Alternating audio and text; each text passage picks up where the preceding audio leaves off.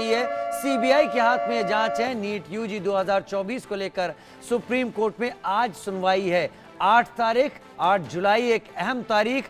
Paper leak, री NEET समेत कई याचिकाओं पर आज सुप्रीम कोर्ट सुनवाई करेगा। सुप्रीम कोर्ट में 38 याचिकाओं पर सुनवाई है। करीब 24 लाख छात्र कोर्ट के फैसले का इंतजार कर रहे हैं। ज्यादातर याचिकाएं परीक्षा रद्द करने की सुप्रीम कोर्ट के सामने पहुंची हुई हैं। कुल 38 याचिकाएं सुप्रीम कोर्ट के सामने। और आज का दिन इस लिहाज से भी अहम कि आज के दिन को देखते हुए एनटीए, केंद्र सरकार क्या रुख अपना रहे हैं, वो अपना हलफनामा भी सुप्रीम कोर्ट में पहले से ही दे चुके हैं। एनटीए ने दोबारा परीक्षा कराए जाने का विरोध किया है। केंद्र सरकार ने भी कुछ ऐसी ही बात सामने रखी है। लेकिन सुप्रीम कोर्ट क्या तय कर रहा है, क्योंकि सुप्रीम कोर्ट पहले इशारा दे चुका है कि 0.01% भी गड़बड़ी के अगर चांसेस हुए तो सुप्रीम कोर्ट बड़ा और कड़ा फैसला ले सकता है। लेकिन वो क्या फैसला होगा, इसका इंतजार करना होगा। तारीख 8 जुलाई, अहम दिन। बहुत सारे बच्चे इंतजार कर रहे हैं इस दिन का, आज की सुनवाई का। याचिकाओं में कहा गया है कि शीर्ष अदालत सुप्रीम कोर्ट को केंद्र सरकार और नेशनल टेस्टिंग एजेंसी को नीट यूजी दोबारा आयोजित करने की बात लगातार रखी गई है, कही गई है। लेकिन इस बीच में कुछ ऐसी भी याचिकाएं आई हैं जिनमें नीट परीक्षा दोबारा ना कराए जाने की भी मांग की गई है। तो अब सुप्रीम कोर्ट तय करने वाला है कि अब नीट का क्या भविष्य होने वाला है।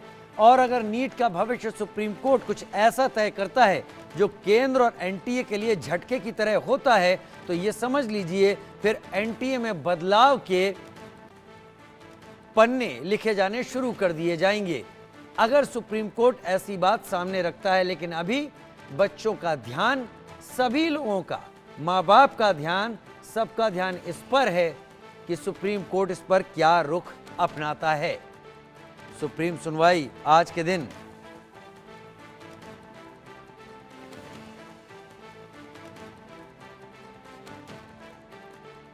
प्रधानमंत्री नरेंद्र मोदी ने नीट पर क्या कहा था, हम इसके साथ आपको ये भी बता देते हैं। उन्होंने कहा था कि दलीय राजनीति से ऊपर उठकर छात्रों के हितों की बात उठाई जाती है अगर सदन में, लेकिन ऐसा नहीं हुआ।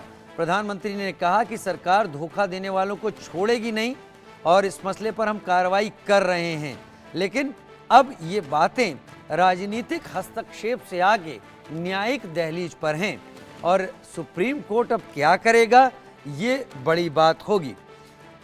नेशनल टेस्टिंग एजेंसी सरकारी और निजी संस्थानों में एमबीबीएस, बीडीएस और आयुष और अन्य संबंधित पाठ्यक्रमों में दाखिले के लिए नीट यूजी परीक्षा का आयोजन करती है, जिसमें बीडीएस की परीक्षा होती है, एमबीबीएस होती है, आयुष की और दूसरे पाठ्यक्रम। 5 मई को करीब 4750 केंद्रों पर यह परीक्षा आयोजित हुई थी।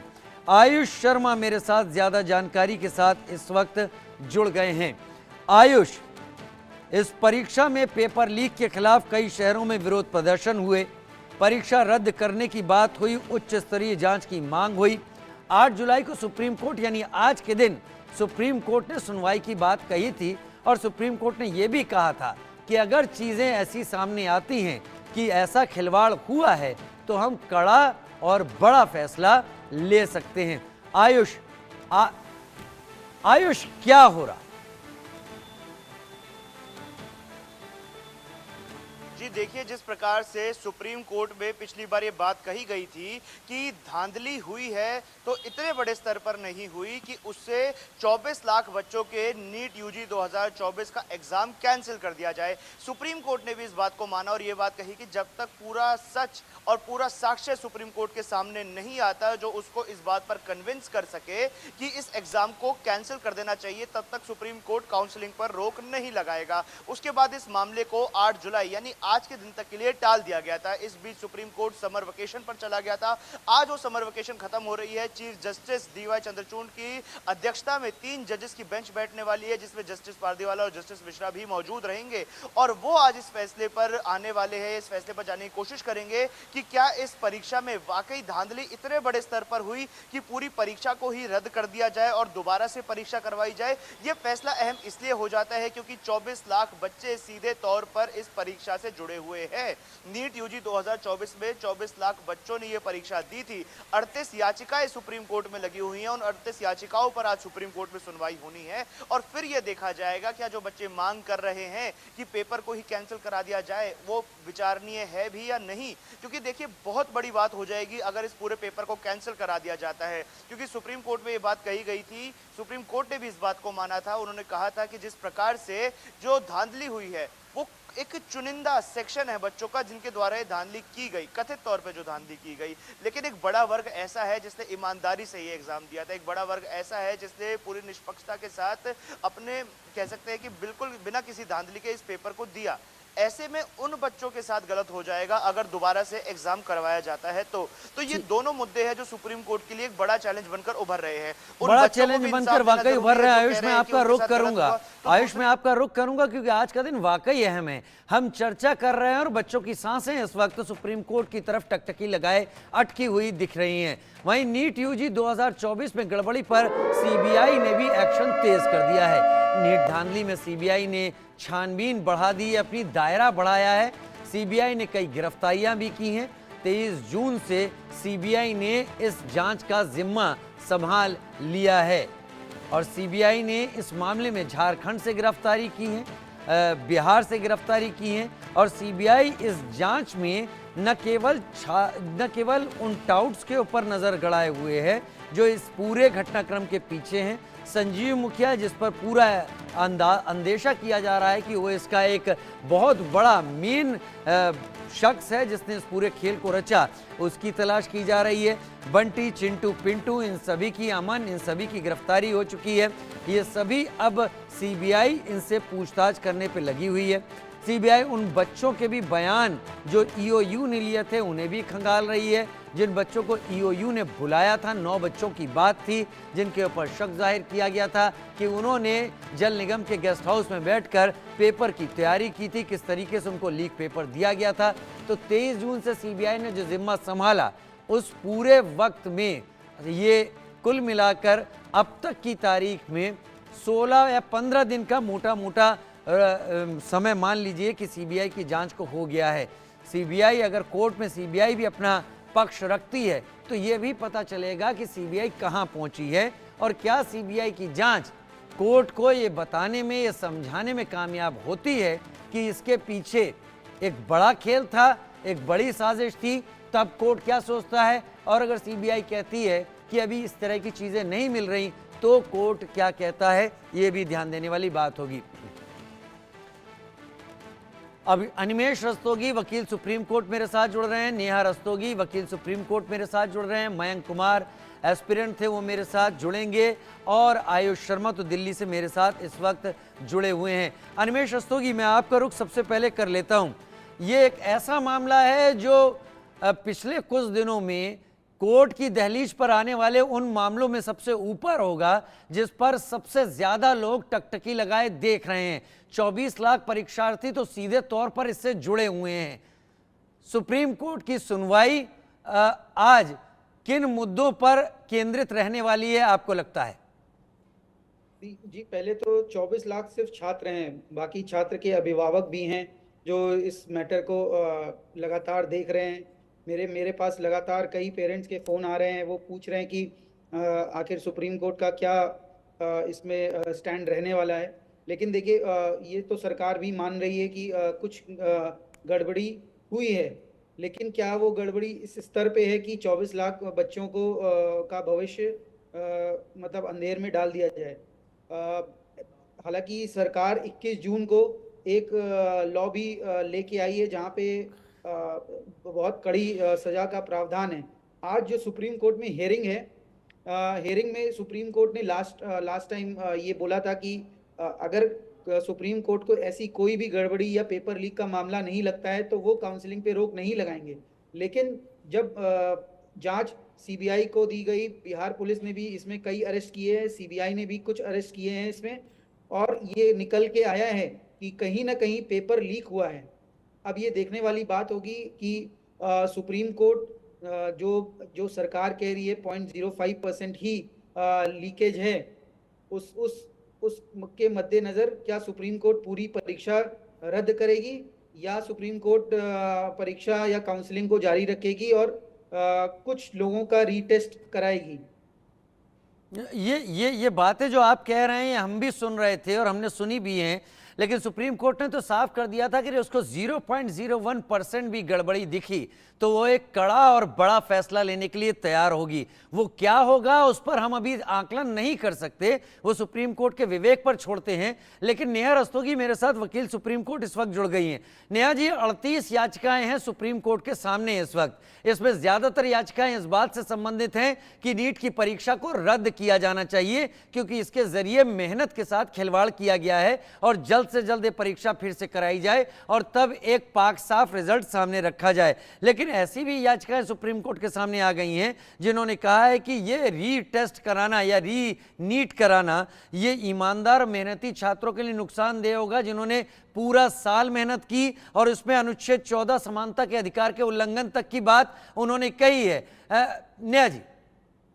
जी, बिल्कुल सही बात है, क्योंकि जहां तक सुप्रीम कोर्ट में एफिडेविट दिया गया है एनडीए सरकार के द्वारा, जिसमें साफ तौर से कहा गया है कि अगर इसमें थोड़ी सी गड़बड़ी हुई है तो हमें पूरे एग्जामिनेशन को री एग्जामिनेशन कराने की जरूरत नहीं है, क्योंकि बाकी बच्चों की भी भावनाओं का, उनका 1 साल का मेहनत का पूरा लिखा जोखा है, जो कुछ बच्चों की वजह से, कुछ धांधलियों की वजह से हमें सबको को ये पनिशमेंट नहीं देना चाहिए।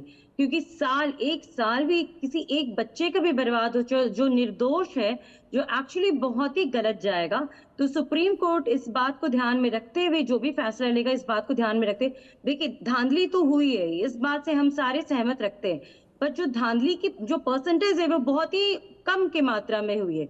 हर जगह इसके अंदर सारे बच्चे कवर्ड नहीं होते जिनको सारों को ये पनिशमेंट हो और री एग्जामिनेशन हो।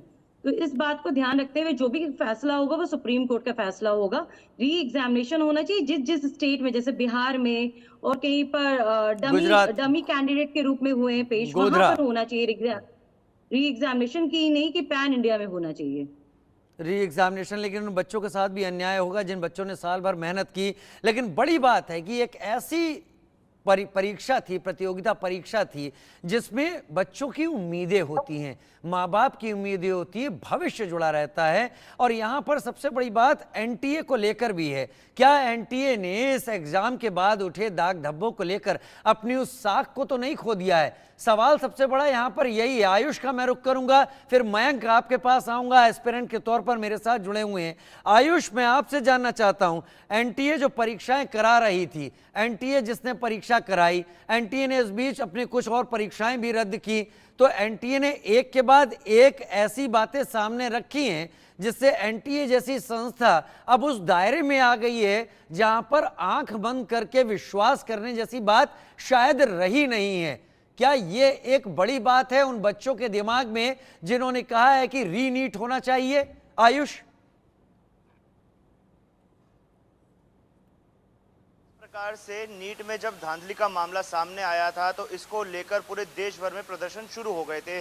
जगह जगह कई ऐसे छात्र थे, चाहे छात्र संगठन थे, जो सड़कों पर उतरकर प्रदर्शन कर रहे थे और ये मांग कर रहे थे कि एनटीए को तत्काल प्रभाव से बंद किया जाना चाहिए और नीट का एग्जाम दोबारा करवाना चाहिए। ये मांग इसलिए उठ रही थी क्योंकि वो 24 लाख बच्चे जो नीट का एग्जाम इस साल दे चुके थे और आने वाली जनरेशन यानी जो लोग अगले साल या उसके अगले साल नीट का एग्जाम देने की तैयारी कर रहे थे, उनके मन में कहीं ना कहीं इस बात का डर बैठ गया था कि जैसे इस प्रकार से धांधली सामने आई है, ऐसे न जाने कितने सालों से चलता आ रहा है और आने वाले सालों में भी इसी प्रकार से चलता रहेगा। वो तो ये मामला था जो उजागर हो गया, जो लाइमलाइट में आ गया, जिसमें लोग पकड़े गए, जिसके खिलाफ आवाज उठानी शुरू हो गई। इस वजह से सुप्रीम कोर्ट में जब ये मामला जाता है तो ये बात सुप्रीम कोर्ट में कही जाती है कि अगर 0.01% भी सुप्रीम कोर्ट को इसमें धांधली लगती है तो कड़ा फैसला सुप्रीम कोर्ट इस पूरे मामले में ले सकता है। लेकिन पिछली बार जब काउंसलिंग पर रोक लगाने से सुप्रीम कोर्ट ने मना कर दिया था तो कहीं ना कहीं वो बच्चे जो थे वो इस चीज़ को लेकर मायूस हो गए थे, बच्चे जो थे निराश हो गए थे कि अब उनको 50 दिन का और इंतजार करना पड़ेगा, क्योंकि 8 जुलाई तक इस फैसले को टाल दिया गया था। लेकिन आज वो 24 लाख निगाहें सुप्रीम कोर्ट की तरफ टकटकी लगाए खड़ी हुई है, वो इस फैसले का इंतजार कर रही है, क्योंकि ये फैसला उनके जीवन के लिए इतना अहम होने वाला है कि उनकी आने वाली जिंदगी इस फैसले पर निर्भर करेगी। जी, कितने बजे ये उम्मीद की जा सकती है कि सुप्रीम कोर्ट अपना रुख साफ कर देगा आयुष, इससे पहले कि मैं आपको विदा करूं? जी देखिए, 10:30 बजे सुनवाई शुरू होगी, जब बेंच कॉन्स्टिट्यूट होगी। इस बेंच में चीफ जस्टिस डीवाई चंद्रचूड़ की अध्यक्षता में जस्टिस पारदीवाला और जस्टिस मिश्रा भी रहेंगे। तो 3 जजेस की बेंच बैठेगी जो 38 याचिकाओं पे विचार करेगी। ये याचिकाएं वो हैं जो नीट यूजी एग्जाम 2024 को कैंसिल कराकर री नीट कराने की मांग कर रही है। यानी इसमें समय लगेगा, हो सकता है कि दोपहर के 3 या 4 भी बज जाए, या सुप्रीम कोर्ट अगली हियरिंग तक इस फैसले को रोक दे। तो अभी कुछ भी स्पष्ट नहीं कर सकते कि कब तक फैसला आ जाएगा, लेकिन ये फैसला बहुत अहम होने वाला है और बच्चों की निगाहें सुप्रीम कोर्ट पर टिकी हुई है। सुप्रीम कोर्ट का जो भी फैसला होगा वो अब तय करेगा कि आने वाले दिनों में क्या कदम एनटीए की तरफ से उठाए जाएंगे। क्या काउंसलिंग प्रोसेस जैसे चल रहा है वैसे ही शुरू करवा दिया जाएगा, या फिर री नीट 2024 हमें देखने को मिलेगा। जी, बहुत शुक्रिया आयुष हमारे साथ जुड़ने के लिए, क्योंकि आपको सुप्रीम कोर्ट का रुख भी करना होगा। आप निकले हैं, हमारे साथ मेहमान बने हुए हैं इस वक्त, अनिमेश जी बने हुए हैं, नेहा जी बनी हुई हैं और मयंक मेरे साथ इस वक्त बने हुए हैं, जो कि विद्यार्थी हैं, जिन्होंने नीट पेपर की बात, जिन्होंने जावेद हुसैन मेरे सहयोगी भी मेरे साथ इस बीच जुड़ गए। मयंक, मैं आपका रुख करूंगा। मयंक, एक बात बताइए, आज सुप्रीम कोर्ट क्या फैसला लेता है, कब लेता है, आज ही लेता है कि नहीं लेता है, इस सब पर अभी कयास ही लगाए जा सकते हैं, अभी कुछ पुख्ता कहा नहीं जा सकता। लेकिन क्या एक विद्यार्थी होने के नाते इतना सब कुछ देखने सुनने के बाद नीट पर जो विश्वास था वो आपका पहले जैसा है, या आपको लगता है कि इस एजेंसी से ज्यादा बढ़िया पहले जिस तरीके से चीजें चलती थी वो ज्यादा बेहतर थी? हेलो, मेरी आवाज़ आ रही है? जी बोलें। देखिए, आज जितने भी स्टूडेंट्स हैं नीट के और उनके पेरेंट्स हैं, उनकी नज़रें तो सुप्रीम कोर्ट के फैसले पे हैं कि आज क्या निकल के आता है। और जहाँ तक बात है कि आगे हमारा जो ट्रस्ट ब्रोक हुआ है एनटीए के द्वारा, वो तो अब मेरे को लगता है कभी पूरी तरह से वापस रिस्टोर नहीं होने वाला। चाहे ये जो करा लें, रीनीट हो या फिर री इवैल्यूएशन हो या फिर कुछ सेंटर्स पे रीनीट हो, ये पूरी तरह से ठीक नहीं होने वाला। तो अभी सबसे बेस्ट जो अगले साल के स्टूडेंट्स के लिए या फिर जो फ्यूचर नीट एस्पिरेंट्स के लिए है, वो है कि कंडक्टिंग बॉडी को ही चेंज किया जाए, एनटीए की जगह किसी और कंडक्टिंग बॉडी को देना चाहिए। और जो आज का फैसला होगा वो देखा जाए तो टोटली ऐसा कह नहीं सकते कि मतलब पूरी तरह से जस्टिफाइड होगा। अगर जैसे कि अगर रीनीट होता है तो उन लोगों के पास सर, मैं इसमें एक इंटरप्ट करना चाहूंगी। ऐसे ये मैटर ना ऑलरेडी सीबीआई के सामने ये जांच के लिए चल रहा है, तो हमें ना किसी स्पेसिफिक सरकार को या स्पेसिफिक इसको हमें एलिज नहीं करना चाहिए। बेटा, आप स्टूडेंट हो, आप ये चीज को देख रहे हो, मैं समझ सकती हूँ आपकी भावनाओं को। एक्चुअली बहुत ही तकलीफ हुआ है। Yes, ma'am. ये जो सारी चीजें हो रही, हर बच्चों के साथ ही होता। अगर मैं भी उस जगह स्टूडेंट होती तो मुझे भी होता। बट ये खाली एनडीए सरकार के द्वारा किया गया गलती या धांधली नहीं है। हमें इस बात को ध्यान रखना, मैटर इन्वेस्टिगेशन के अंदर है। हमें धैर्य के साथ पेशेंस रखना चाहिए कि इसका जब भी आता है, जो भी इसका आउटकम आता है, उसके बाद हम डिसाइड कर सकते हैं कौन से गवर्नमेंट की। क्योंकि जो आप लाइंस बोल रहे हो, actually this is something very लेकिन हेवी। मैम, मैं बोलना चाहूंगा कि ये मतलब मैं ऐसा नहीं बोल रहा हूँ, किसी पे एलिगेशन नहीं लगा रहा हूँ, मैं तो बस वही बोल रहा हूँ जो स्टूडेंट्स और पेरेंट्स अभी फील कर रहे हैं। अगर Exactly. अभी हम हो भी सकता है कि एनटीए की गलती ना हो, इसमें किसी स्टूडेंट या फिर किसी लो लेवल पे टीचर की गलती हो, लेकिन अब स्टूडेंट्स का जो ट्रस्ट टूटा है एनटीए के ऊपर, वो तो कभी रिस्टोर हो ही नहीं सकता। इसमें हाँ, भले ये एनटीए की गलती हो या ना हो, उससे मैं उसमें एलिगेशन नहीं लगा रहा कि एनटीए ने किया है या फिर किसी भी बड़ी नहीं नहीं, नेहा जी, अब मैं बीच में आना चाहूंगा। नेहा जी, मैं अब बीच में आना चाहूंगा। आपने जो भी बातें कही, खैर वो मयंक के दिल में था, मैं भी इसीलिए सुन रहा था कि एक बच्चे के दिल में या जो एस्पिरेंट हैं वो क्या सोच रहे हैं। जो समझदार लोग हैं उनके दिमाग में क्या चल रहा है वो अलग, लेकिन जिनको पेपर देना है उनके दिल पर क्या बीत रही है और उनके क्या ख्याल हैं। क्योंकि ईओयू जो कि जो बिहार की इकोनॉमिक ऑफेंसेस यूनिट है, मेन सफरर है, ये बच्चे ही हमारे मेन सफरर वही मैं कह रहा हूं। बिहार की ईओयू जो है उसने एनटीए से डाटा मांगा, एनटीए लगातार मना करता रहा, इग्नोर करता रहा। इस बीच में एनटीए बहाने बनाता रहा। इसको बिहार की ईओयू ने बाकायदा रजिस्टर किया है कि एनटीए ने उसके सवालों के जवाब देने से परहेज किया। ये एनटीए नाम की संस्था इस पूरे के पूरे घोटाले या इस पूरे के पूरे घपले हम किसी भी श्रेणी में रखें, आज धब्बा तो लगा है, इससे इनकार नहीं हो सकता, यकीन टूटा है, इससे भी इनकार नहीं हो सकता, तो उसको रिस्टोर करने की जो समस्या है वो भी एनटीए पर ही आती है। क्या एनटीए रहे या एनटीए जाए, ये भी बच्चों में एक बड़े सवाल की तरह है। अनिमेश जी, मैं आपका रुख करना चाहूंगा। सुप्रीम कोर्ट ने बड़ा कड़ी लाइन बोली थी पिछली बार कि अगर हमें 0.01% गड़बड़ी मिली तो बड़ा और कड़ा फैसला लेंगे। क्या लेंगे? सुप्रीम कोर्ट का कहना यहां पर ठीक नहीं है कि क्या फैसला होगा, इतना कहना ही काफी होना चाहिए।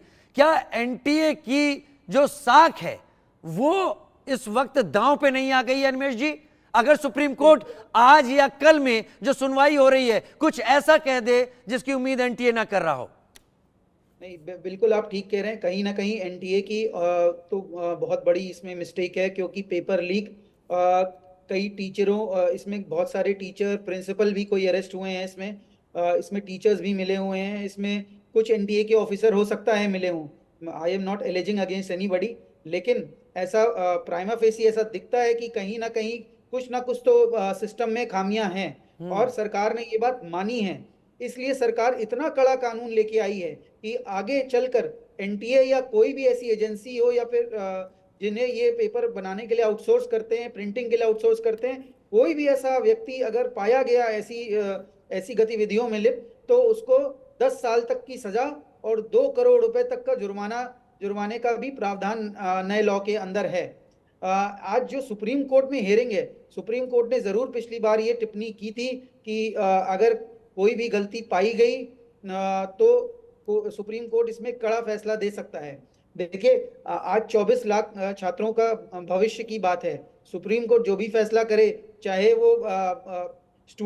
वो एनटीए को क्लीन चिट देना हो या रीनीट कराना हो, लेकिन जो बच्चे हैं जो सफर कर रहे हैं, सबसे इंटरेस्ट उनका पैरामाउंट होना चाहिए। सुप्रीम कोर्ट के माइंड में ये हमें चल रहा है कि सुप्रीम कोर्ट एक ऐसा फैसला दे जिससे अनिमेश जी, मेरा मानना है अगर सुप्रीम कोर्ट ने, खैर हम तो चर्चा ही कर सकते हैं इतना सब सुनने के बाद, अगर सुप्रीम कोर्ट ने रीनीट की बात कह दी तो ये अपने आप में एनटीए के ऊपर एक तमाचे से कम नहीं होगा। और अगर नैतिक जिम्मेदारी समझें तो सरकार को फिर एनटीए के जिम्मेदार वरिष्ठ अधिकारियों को बाहर का रास्ता भी दिखाना पड़ेगा कि उनके कार्यकाल में नीट पर इतना बड़ा तमाचा सुप्रीम कोर्ट की तरफ से पड़ा। रीनीट ही अपने आप में बहुत बड़ी बात होगी। जावेद हुसैन मेरे साथ इस वक्त, मेरे सहयोगी इस वक्त जुड़े हुए हैं।